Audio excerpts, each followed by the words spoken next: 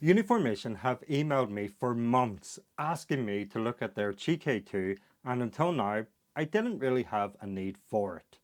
As bizarre as that sounds, but today I'm finally going to put the GK2 through its paces and see what all the hype is about. I'm also going to tell you what I think of it. If the GK2 is that much better than what I'll loosely call a normal 3D printer, and probably the most important, is it worth, in my opinion, the price tag? I will say, for full transparency, Uniformation have sent me this printer free of charge, no money has changed hands, and they will be watching this video at the same time as you. Unboxing this printer is pretty much identical to most other printers. It's packaged very well, and no damage has been suffered by shipping, which is always a plus. There are always accessories included in resin printers, and the box they include with the printer has the usual bits and bobs, but with a little extra in the addition of a funnel as well, which is great because whenever I started 3D printing, I had to buy one of these separately. So for a beginner to 3D printing, it's already going to be a better experience out of the box compared to a normal 3D printer. Now normally I would set this printer up in my small box room, but there's been a reason I've been saying no to Uniformation for so long. I've very recently been able to buy a shed with the sole purpose of housing my printers in there. It's a quaint 6 foot by 4 foot, at least on the outside. The inside is a lot tighter, and when I was buying it, even though I measured everything out, in my head it was bigger than reality, which I'm sure we're all guilty of one way or another. The GK2's biggest selling point to me is the heated fat. Funny enough, Warhammer had a similar idea to me with having his printer running in the snow, which I'll link in the description down below so you can watch it after this video. But I wanted to do a longer test and put the printer through its paces. Temperature is the most important factor for resin printing because resin needs to be at a certain temperature to really work. There are workarounds you can do with slightly bumping the exposure times or increasing the strength of the supports, but having a printer that can heat the resin itself and maintain the temperature takes a lot of the stress away and means you can calibrate the printer perfectly and you can keep as much details on your minis. Speaking of less stress, I like the way the fat isn't screwed down but instead is able to be slid in and out. I can't tell you how many times the screws on my fats have become hard for me to unscrew. Now, normally companies will ask me to get a video out within 2 to 4 weeks of getting the printer, and Uniformation were no different. Except I told them that I wanted to take a few months instead of 2 weeks to play with it before making a review video because I don't really do reviews. It just so happens that those few months, January and February, are some of the most coldest months in the UK, and this year isn't any different. I poured in some of my frozen 8K aqua grey resin, which, side note, is probably my most favourite resin for details on minis, and started getting the exposure dialed in with some calibration tests. I used this XP finder to get into the rough ballpark before using the cones of calibration to fine tune it, which, by the way, the design of the plate is pretty cool because the small lip around it catches some excess resin compared to normal plates. That for me is a quality of life upgrade because the less mess, the better. I will say though, the plate looks honestly bonkers to me compared to the more popular style, but it's obviously designed with creating less mess in mind. Now that the machine's calibrated, it's time to start printing some models and see how well it handles being out in the cold. The shed's internal temperature ranged from 0 to 9 degrees Celsius, which in freedom units is 32 to 48 degrees. Now, this is obviously well below the recommended 25 degrees Celsius for resin usage, but how did the printer do? First of all, I should say, there are 3 different choices for temperatures for the fat. There's 25, 30 and 35 degrees Celsius, and I chose 30 degrees for my prints because it's right in the middle of the range and should give a nice buffer to counteract any fluctuations in the temperature of the shed. Well, I printed out a range of different models, from ones I know will work every time to parts that have actually failed before because of the temperature being slightly off. And I'm honestly surprised This printer handled them all so well. With some of my other printers, I have added external parts to make them work better in the colder months. That includes an enclosure and a thermal heat band around the fat in the small box room in my house, which you would hope would be a bit warmer than a shed. There is some weird resin gunk on the models though, but that's my fault from when I was moving the wash station out to the shed. I didn't think about the UV rays activating the resin in the spirits, and it was an overcast day and it honestly didn't even cross my mind. I tried to clean off as much as I could, but unfortunately some of it still remains on the models. I would go into more detail in this video, but I actually already covered a lot of it in this epic shed video, which you should watch after this. But full disclosure, Uniformation don't really want me to show any other printer brand in this video, which I think is fair enough compromise. The price of the GKTwo, which for many is the most important factor when choosing a printer, is $850 as of recording.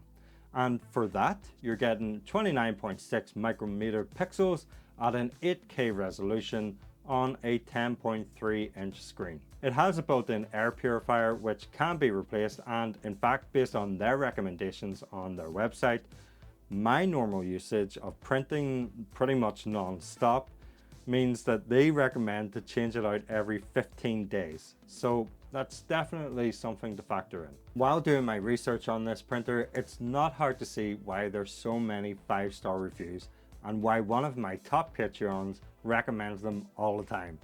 But at $850, is it better than, like I said earlier, a normal printer? Before I show you a comparison of the same models printed on a different machine, I do have to add a shame-filled confession. When I was calibrating the machine, I used the cones of calibration. They are usually my go-to calibration test for all of my printers, but I never really questioned why. I seen others using it and seen it on the Discord and just started using it myself. The cones of calibration are a test to optimize your printer to be able to print as many pre-supported models as possible. This comes at a cost of possibly overexposing the prints, which was unknown to me at the time. In fact, looking back at the footage for an upcoming video, I actually realized that my cones for this printer had failed.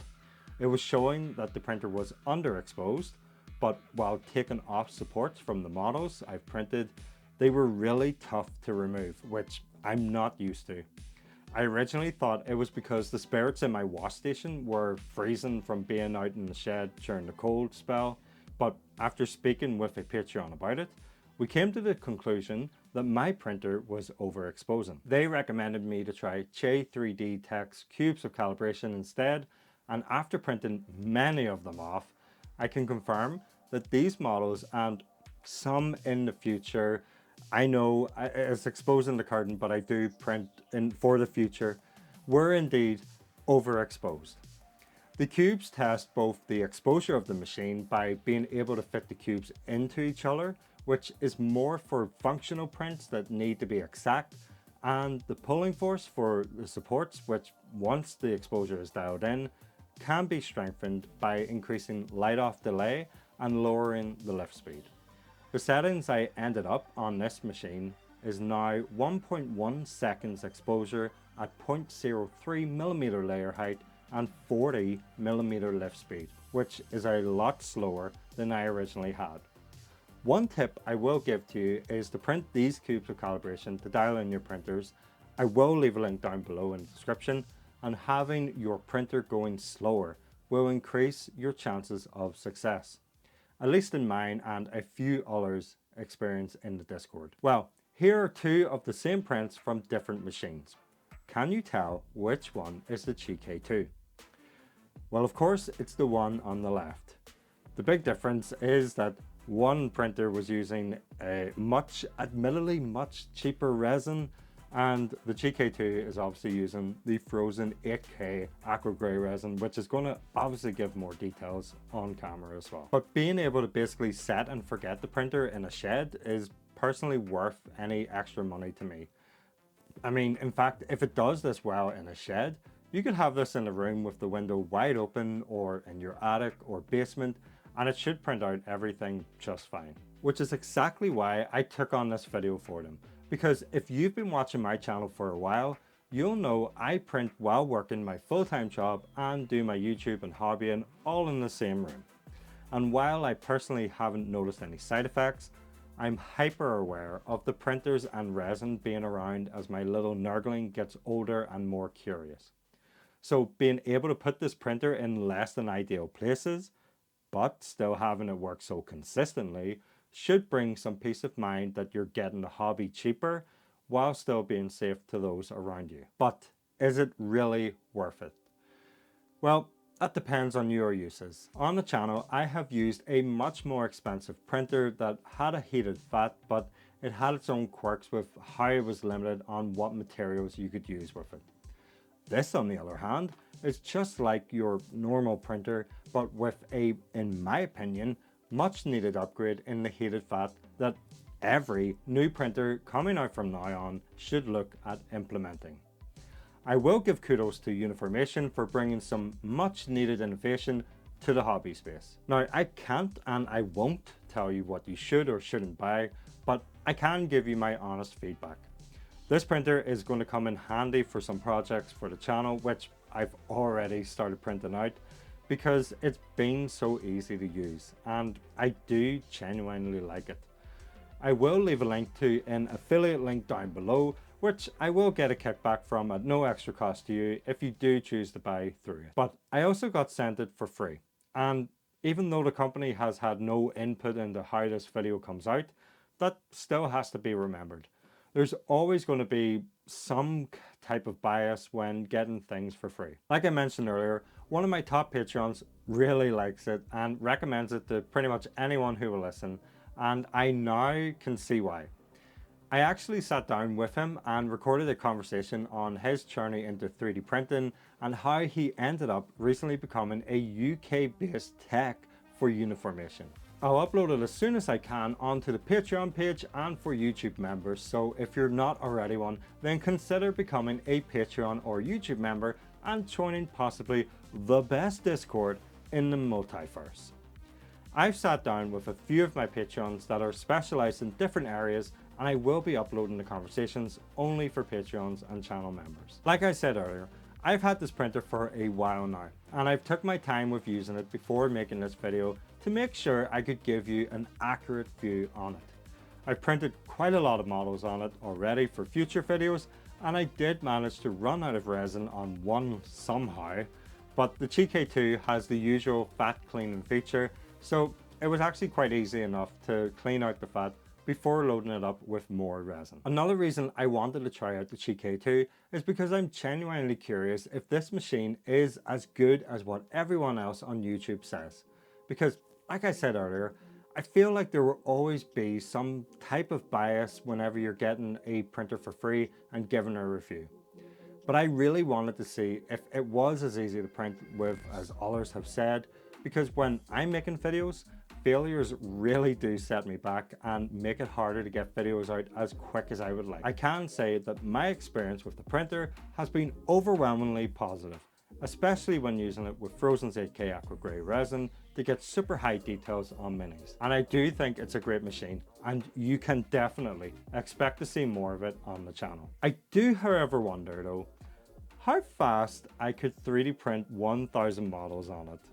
Maybe I'll do that in the future, but for now, you should watch this video next because getting the shed manufactorium up and running almost cost me everything. As always, I want to give a huge thanks to all my Patreons and channel members because without your support, I wouldn't be able to do what I do, and I appreciate you all. Thank you all for watching, and I'll see you in the Discord.